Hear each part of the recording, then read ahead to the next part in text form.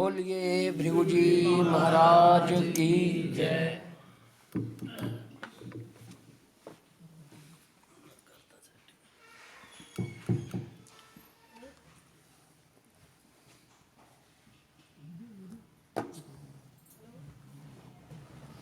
Hello hello hello hello hello hello hello hello hello बस hello hello.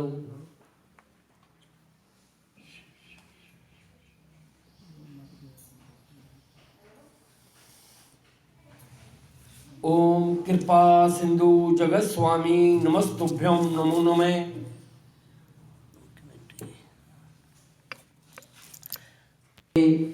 Shri शुक्र जी ने पूछा, एवं ग्रह समायोगे को योगे किम फलम। हे पिताजी, ऐसे ग्रह होने पर कौन से नाम वाला योग होगा, उस योग के प्रभाव से कैसा फल होगा। आज आपके दरबार में आपकी वाणी सुनने के लिए कौन कौन सी आत्मा उत्सुक हो रही होंगी, जैसा भी उचित समझे कृपा करके उन्हें मार्गदर्शन करने की कृपा करें। श्री भृगुवाच, श्री भृगु जी बोले, ऐसे ग्रह होने पर परिवर्तन योगे उचित परिवर्तन नाम वाला योग होगा। उस योग के प्रभाव से परिवर्तन ये संसार का नियम है, जैसा कि योग बना हुआ है। आज मार्गशीर्ष मास से मकर का महीना होगा, कृष्ण पक्ष होगा, त्रयोदश तिथि होगी, गुरुवार से वीरवार का दिन होगा। मेरे पुत्र मेरे भगत संक्रांति के दिन सत्संग सुनने और मेरी वाणी सुनने के लिए मेरे दरबार में उपस्थित होंगे। हे पुत्र भक्तों, ना माँ सबके लिए मंगलमय हो, सबको ऐसे आशीर्वादों के रूप में प्रदान कर रहा हूँ। हे पुत्र भक्तों, सत्संग की बहुत महानता है। सत्संग सुनने और सुनाने से बहुत से पापों के ढेरों के ढेर नाश होते रहते हैं।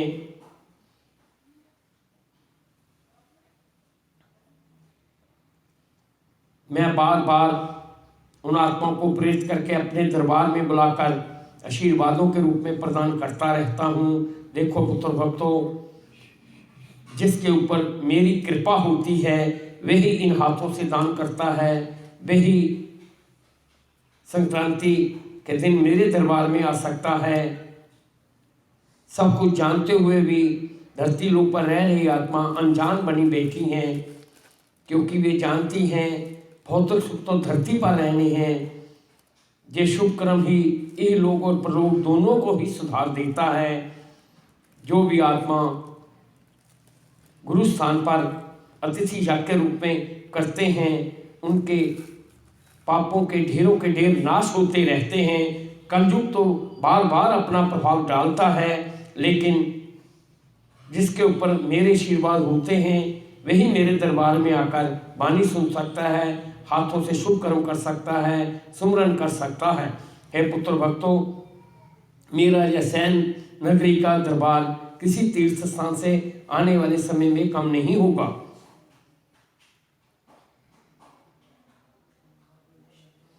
जिन जिन भी आत्माओं ने आत्म विभोर होकर अपने इस गुरुदेव आत्माओं के चरणों में अपनी चिंताएं रख दी, उन्हें हर पल हर क्षण याद करते हैं तो देव आत्मा अपनी कृपा बना देते हैं। हे पुत्र भक्तों, मांग कर तो देखो, हम देव आत्मा तो सदा देने के लिए तैयार रहती हैं। कोई मांगने वाला तो हो, पात्र को पात्र देकर ही आशीर्वाद देते हैं। हम देव आत्माओं ने ये वेद शास्त्र ग्रंथ अपने लिए नहीं बनाए, ये तो धरती लोक पर रह रही आत्मा को ज्ञान देने के लिए हैं। हे पुत्र भक्तों, मेरे भारतवर्ष में जितने भी ये शास्त्र ग्रंथ हैं, ये किसी विज्ञान से कम नहीं। ऋषि, महर्षि, देव ऋषि तो त्रिकालज्ञ होते हैं। वे आने वाले समय के पहले से ही ग्रंथों में वर्णन कर देते हैं। जैसे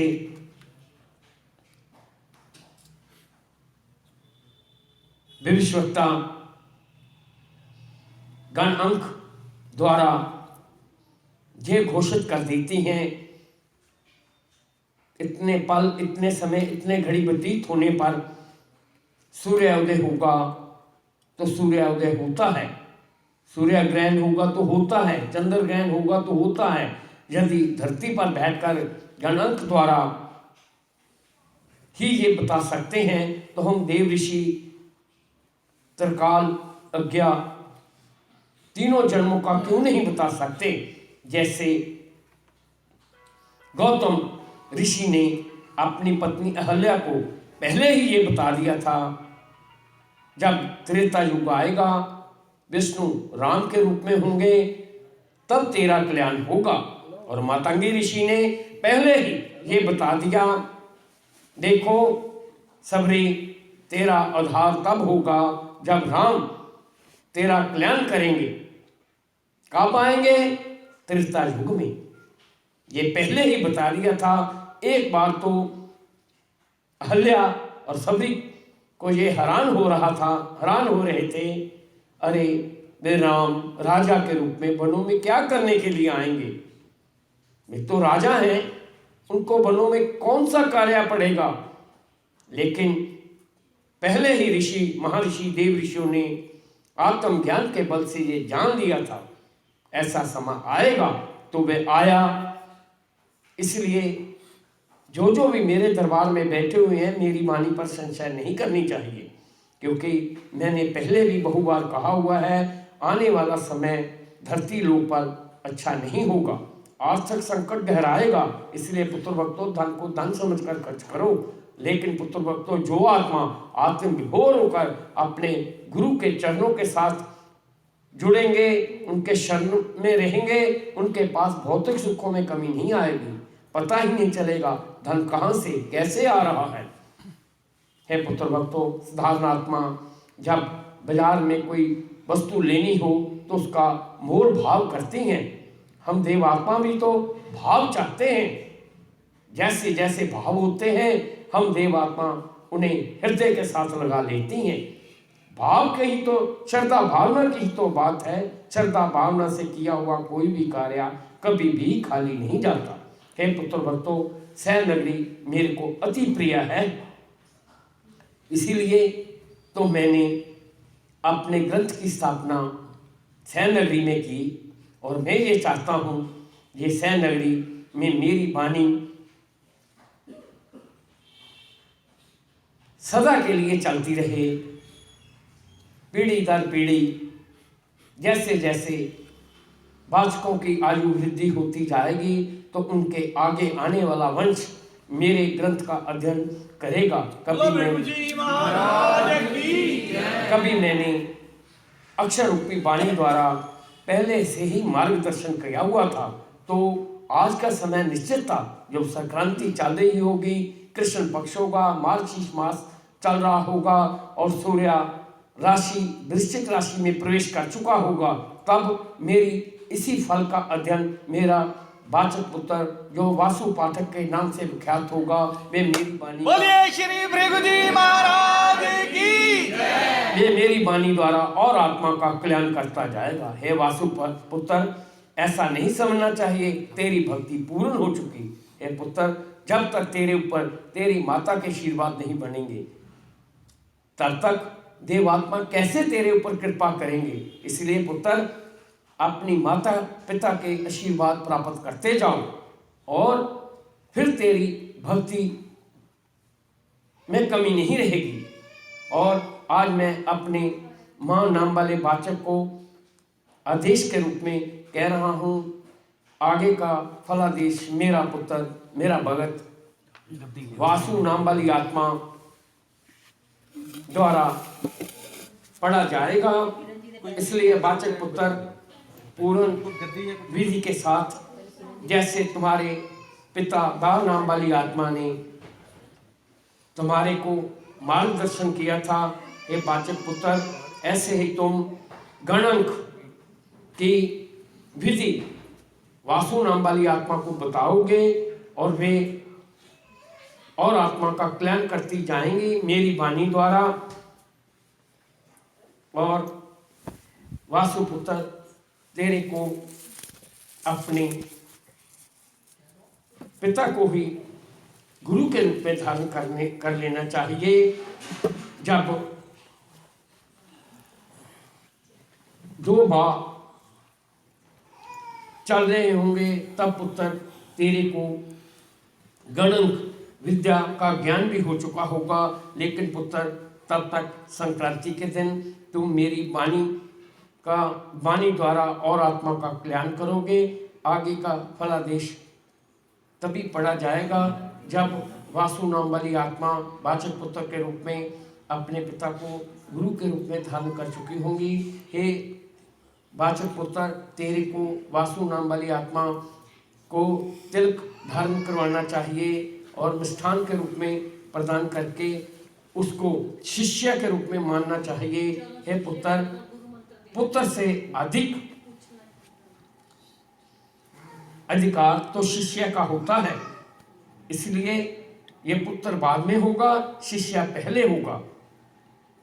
इसलिए प्रतिदिन एक घड़ी नहीं तो आधी घड़ी मेरे वासु नाम वाले पुत्र को गणंक विधि का ज्ञान करवाते रहना चाहिए। शीघ्र से शीघ्र मेरे आशीर्वादों से यह और आत्मा का कल्याण करेगा। इसके जीवा और कंठ में सरस्वती का वास हो, ऐसे आज मैं आशीर्वादों के रूप में प्रदान कर रहा हूँ और वाणी को किंचित समय के लिए विराम दे रहा हूँ, जब तक मेरा मां नाम वाला वाचक वासुपुत्र को गुरु मंत्र के रूप में प्रदान करेगा और फिर कल्याण होता जाएगा। हे मां नाम वाली आत्मा जो वाचक पुत्र के रूप में है, ऐसा नहीं समझना चाहिए तुम्हारे द्वारा मेरे ग्रंथ पढ़े नहीं जाएंगे। हे मां नाम वाली आत्मा, मैंने तेरे को पुत्र कहा तो मैं पिता हूं। जब तक तेरा जीवन रहेगा तुम और आत्मा का कल्याण करते जाओगे। तेरे पूरे परिवार की आयु में वृद्धि होगी और उनका कल्याण होता जाएगा। हे पुत्र, समय आने पर ये भी बताऊंगा कौन से कर्म तेरे हाथों से हुए थे जो मैंने कभी चंचल नगरी में पहले ही बता दिए थे, और अब मैं समय आने पर ये भी बताऊंगा वासु नाम वाली आत्मा के हाथों से कौन से कर्म हुए जो मेरे ग्रंथ के पढ़ने का अधिकारी होगा। मैं वाणी को विराम दे रहा हूं। आगे का फलादेश तब पढ़ा जाएगा जब वासु न रहकर मेरे वाचक के रूप में हो जाएगा। इसलिए वाचक पुत्र उसे नाम दान के रूप में प्रदान करना चाहिए। वाणी को विराम दे रहा हूं। बोलो श्री बिगु जी महाराज की जय। बिगु जी महाराज की जय।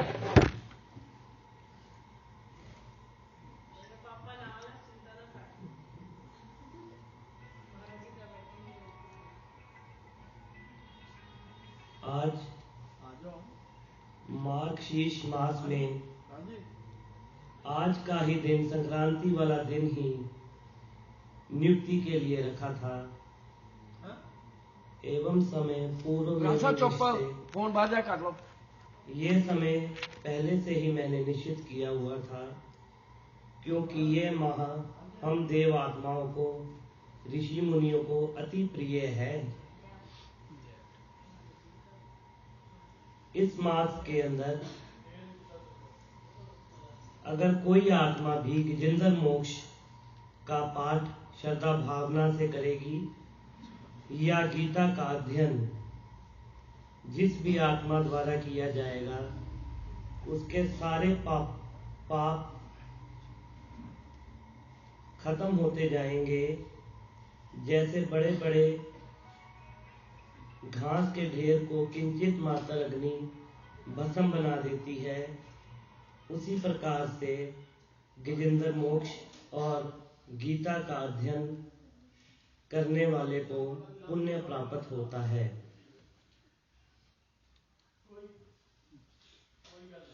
हे वासु पुत्र, अब तुम मेरी शरण में हो। ये फल तुम अपनी दृष्टि से नहीं, अपने गुरु के आशीर्वाद और मेरी कृपा से पढ़ रहे हो। बाबा भृगु जी महाराज की जय। मेरी सूक्ष्म आत्मा यही भ्रमण कर रही है। किसी बात की चिंता नहीं करनी चाहिए। हे वासुपुत्र, एक राज की बात आज मैं बताने जा रहा हूँ। कहता तेरे को हूँ और सुनाता अपने सभी भक्तों को हूँ। ये जो मेरा ग्रंथ है, ये केवल ग्रंथ नहीं है, ये तो मेरी देह है, जिसको मैंने गणेश जी द्वारा लिखवाया। इसमें मेरी और मेरे शिष्य विष्णु की आत्मा सदा ही रहती है। जिस प्रकार से बिजली से चलने वाला उपकरण होता है, जब उसमें तरंगे छोड़ते हैं तो वो अपना कार्य शुरू कर देते हैं, और जब मेरे वाचक मेरी इस देह को, मेरे ग्रंथ को स्पर्श करते हैं तो मेरी आत्मा बहुत प्रसन्न होती है और मार्गदर्शन करने के लिए भृगुलोक से मुझे और वैकुंठ धाम से विष्णु को भी आना पड़ता है। जो मेरे भक्तों द्वारा रक्षा यज्ञ किए जाते हैं, उनका भी तो मैंने कल्याण करना होता है और अपने भक्तों को मार्गदर्शन करना होता है।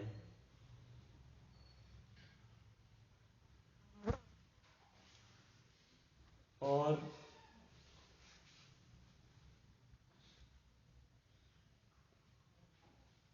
मैं अपने सभी भक्तों को ये बताना चाहता हूँ कि ये जो वासु नाम वाली आत्मा है, जो मेरे वाचक के रूप में फलादेश का पठन कर रही है, इसको तो मैंने कई साल पहले ही मार्गदर्शन चंचल नगरी में कर दिया था कि आने वाले समय में ये मेरी वाणी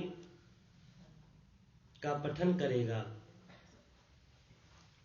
और वो दिन आज का ही मैंने नियुक्त किया हुआ था।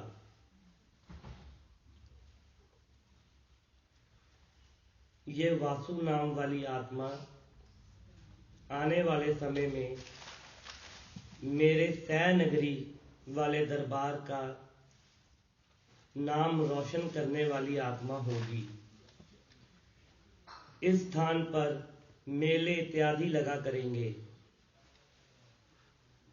ये वासु नाम वाली आत्मा शुक्र जी की आंशिक आत्मा के रूप में है, और मैं अपने भक्तों को ये बताना चाहता हूँ कि ये मेरा जो नववाचक है, ये फकीरों का फकीर होगा और शहंशाहों का शहंशाह होगा। बोलो भृगु जी महाराज की जय।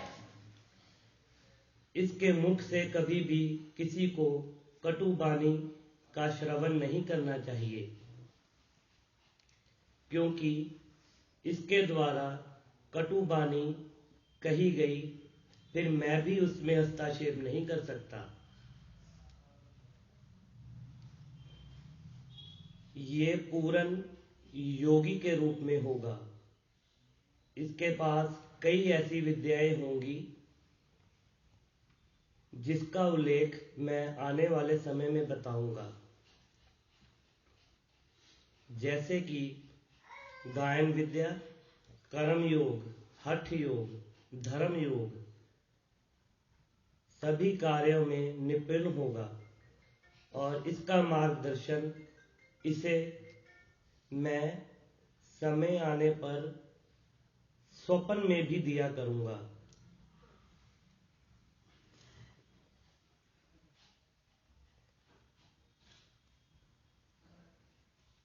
और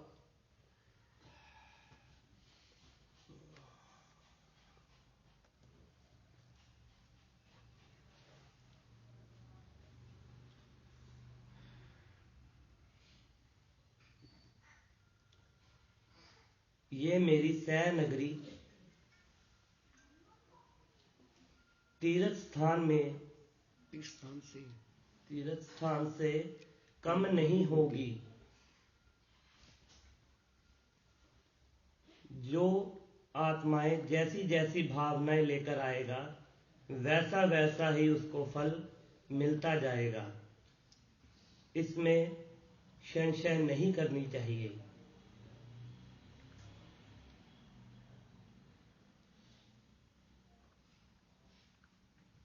हम देव आत्माओं ने तो खुद ही धरती पे रह रही आत्माओं के आंखों पर पट्टी बांधी हुई है भी आप इसी मोह माया के चक्कर में ही पड़े रहो। लेकिन जब गुरु की कृपा होती है तो फिर जो अंदर मन में आंखें होती हैं वह खुलना शुरू होती हैं। फिर मनुष्य को पता लगता है कि मैं धरती पे क्या करने आया हूँ, मेरा धरती पर आने का लक्ष्य क्या है, आने का क्या लक्ष्य होगा, क्या लक्ष्य है। यह सब ज्ञान की बातें बिना गुरु के नहीं पता चल सकती। इसलिए मैं बार बार कहता हूँ, गुरु कृपा से ऊपर कोई भी कृपा नहीं होती। गुरु की शरण में जाओ। गुरु की शरण में कोई ऐसा सुख नहीं जो प्राप्त नहीं होता। लेकिन कलयुग भी अपना प्रभाव करता है,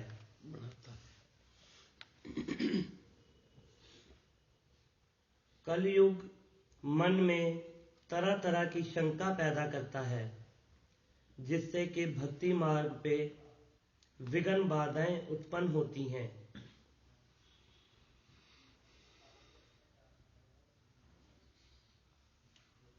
इन विघ्नों का हरण करने के लिए ही मैंने इस ग्रंथ की रचना की थी ताकि धरती पे रह रहे प्राणियों का कल्याण हो सके।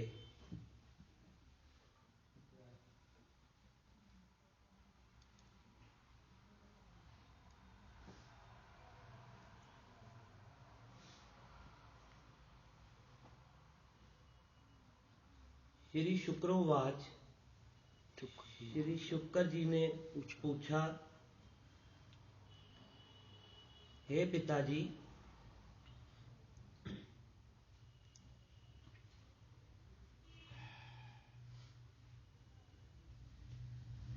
जो आपका पूर्व मां नाम वाला वाचक है वो तो सुबह शाम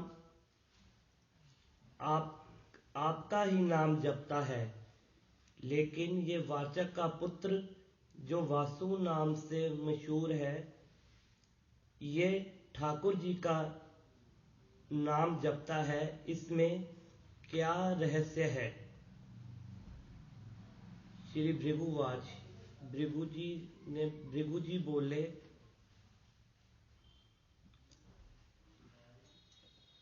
हे शुक्र, ये मेरी ही लीला है। मैं मां नाम वाले वाचक से अपना गुणगान करवाता हूँ, लेकिन मैंने विष्णु को भी तो प्रसन्न करना है। इसलिए विष्णु को प्रसन्न करने के लिए मैंने वासु नाम वाली आत्मा से कृष्ण का गुणगान करवाता हूँ।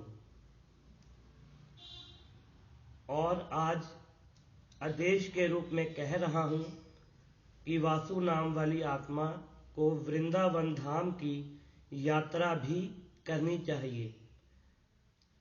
वहां पर इसे मेरे दर्शन होंगे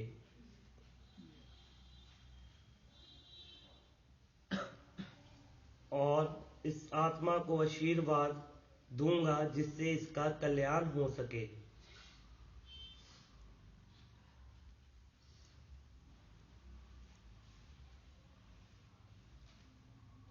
और मां नाम वाली आत्मा को भी कहता हूं वी वासु जो इसके पुत्र के रूप में है उसको गणित फलादेश के बारे में भी विद्या देनी चाहिए, जो मैं पहले भी मार्गदर्शन कर चुका हूं, ताकि वासु नाम वाला वाचक यथार्थ में मेरे सभी भक्तों के ऊपर मेरी वाणी पढ़कर मार्गदर्शन कर सके।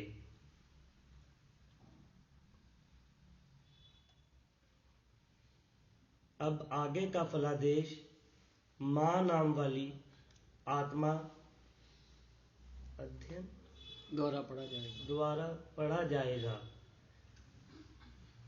बोलिए भिक्षु जी महाराज की जय। महाराज तन कोट कोट। देखो पुत्र भक्तों, मैंने और आत्मा के लिए, धरती लोक पर रह रही आत्मा के लिए इन ग्रंथों का रचना की। हे पुत्र भक्तों, बार बार कहता रहता हूं, गुरु कृपा से बढ़कर कोई कृपा नहीं होती। जो आत्मा गुरु से बेमुख हो जाते हैं, गुरु को छोड़ देते हैं, फिर गुरु भी उनको छोड़ देता है। हे पुत्र भक्तों, जब तक कर्म सूत्र के साथ बंधे हुए हो, गुरु कृपा को प्राप्त करते जाओ। गुरु सूर्य से सूर्य कर सकता है, जो भाग्य में नहीं भी है वे भी प्राप्त करवा सकता है, भाग्य में परिवर्तन कर देता है। हे पुत्र भक्तों, इसके लिए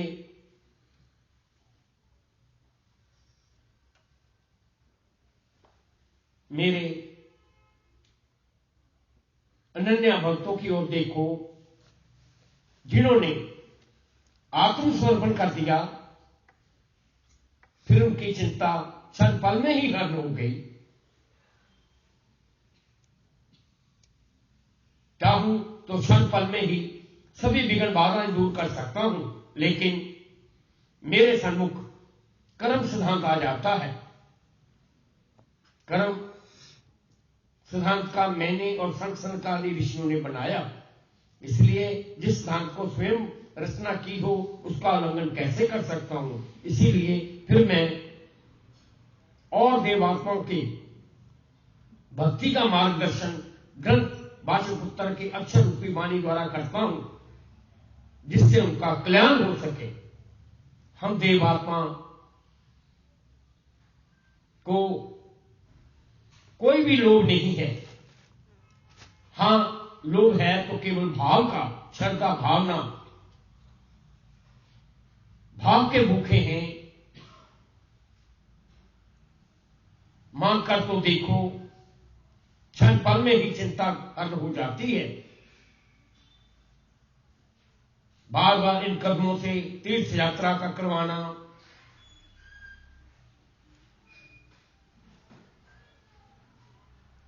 सत्संग सुनना सुनवाना, इन हाथों से दान करवाना, मन से सुमरन करवाना, है पुत्र भक्तों, कली काल में ये सबसे उत्तम है। सेवा सिमरन सत्संग, यही नाम रूपी धन है। जो भी मेरे भिक्षु भक्त मेरी वाणी को सुन रहे हैं, सर्वप्रथम वे अपने आप को कभी भी अकेला नहीं समझना चाहिए। क्योंकि उनका गुरु सदा उनके साथ रहता है।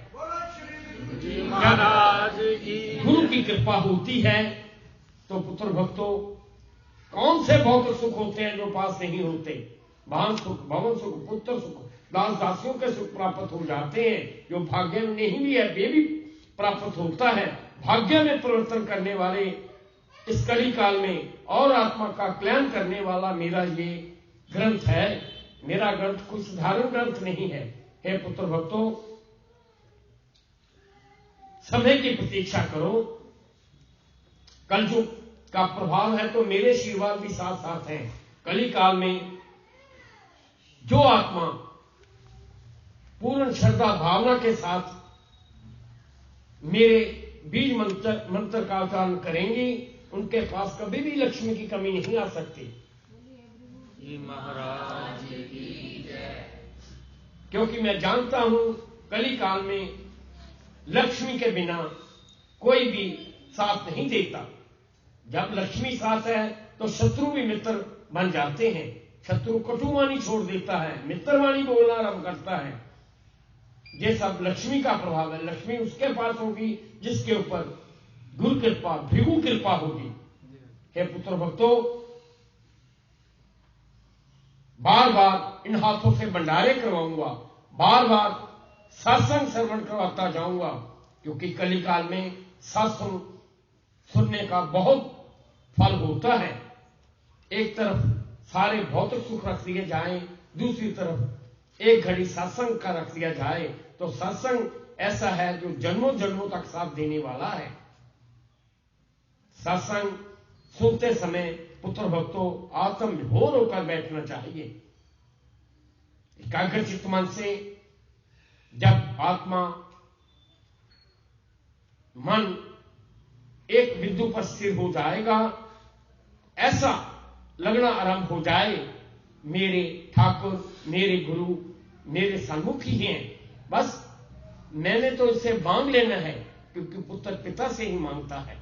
पिता से तभी मांग सकता है जब पिता को कुछ दिया हो। पिता तो केवल भक्ति मांगता है। भक्ति भी कैसी? जिससे और आत्मा का कल्याण हो जाए। वे ये कहते हैं मैं तभी प्रसन्न होता हूं जब मेरी बनाई हुई आत्मा को तुम प्रसन्न करोगे।